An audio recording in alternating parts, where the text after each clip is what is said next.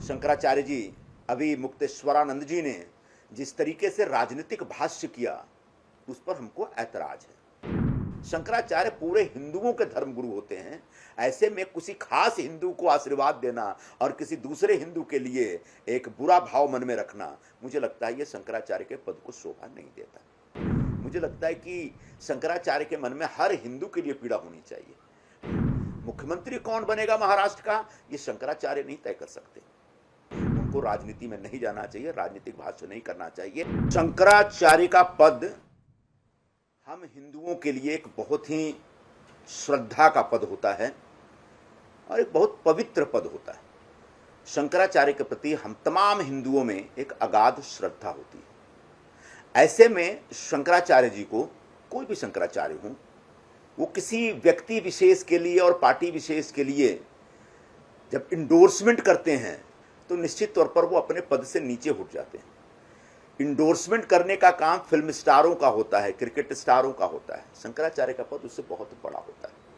कल ज्योतिर्मठ के शंकराचार्य जी अभी मुक्तेश्वरानंद जी ने जिस तरीके से राजनीतिक भाष्य किया उस पर हमको ऐतराज है। उन्होंने एक विश्वासघात की बात कही। हिंदू हृदय सम्राट शिवसेना प्रमुख बाला साहब ठाकरे ने हिंदुत्व की एक विचारधारा का प्रचार किया जिसका अनुसरण शिवसेना वर्षों तक करती रही। 2019 में बाला साहब जी के उसी हिंदुत्व की विचारधारा के आधार पर शिवसेना और भारतीय जनता पार्टी ने साथ साथ चुनाव लड़ा, लेकिन उद्धव ठाकरे जी अपनी व्यक्तिगत महत्वाकांक्षा के कारण उस विचार को त्याग करके कांग्रेस और एनसीपी के साथ जाकर सरकार बनाते और मुख्यमंत्री बन जाते। क्या यह विश्वासघात नहीं था?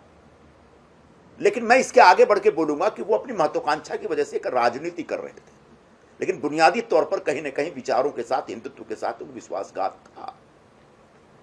शंकराचार्य जी ने विश्वासघात का जिक्र किया और वो कह रहे हैं कि 2022 में एकनाथ शिंदे जी के नेतृत्व में जो शिवसेना के तमाम विधायकों ने उद्धव ठाकरे के खिलाफ विद्रोह किया और बाला साहब जी के विचारों के आधार पर पुनः बीजेपी के साथ सरकार बनाई, वो विश्वासघात था। ये शंकराचार्य जी को ऐसा लग रहा है, ऐसा कहना है उनका। वो भी विश्वासघात नहीं था, वो एक प्रकार की राजनीति थी। लोग अपनी अपनी महत्वाकांक्षा के हिसाब से काम करते हैं। उद्धव ठाकरे ने अपनी महत्वाकांक्षा के हिसाब से काम की और जो शिवसेना के जो विधायक थे उन लोगों ने अपनी महत्वाकांक्षा के हिसाब से और विचारों के आधार पर विचारों का अनुसरण करते हुए, बाला साहब जी के विचारों का अनुसरण करते हुए आगे बढ़ करके। ऐसे में शंकराचार्य जी का मातोश्री जाना वो उनका व्यक्तिगत फैसला, हमको उस पर कोई ऐतराज नहीं है। कोई भी साधु सन्यासी किसी को भी आशीर्वाद दे सकता है, लेकिन शंकराचार्य पूरे हिंदुओं के धर्मगुरु होते हैं। ऐसे में किसी खास हिंदू को आशीर्वाद देना और किसी दूसरे हिंदू के लिए एक बुरा भाव मन में रखना, मुझे लगता है ये शंकराचार्य के पद को शोभा नहीं देता।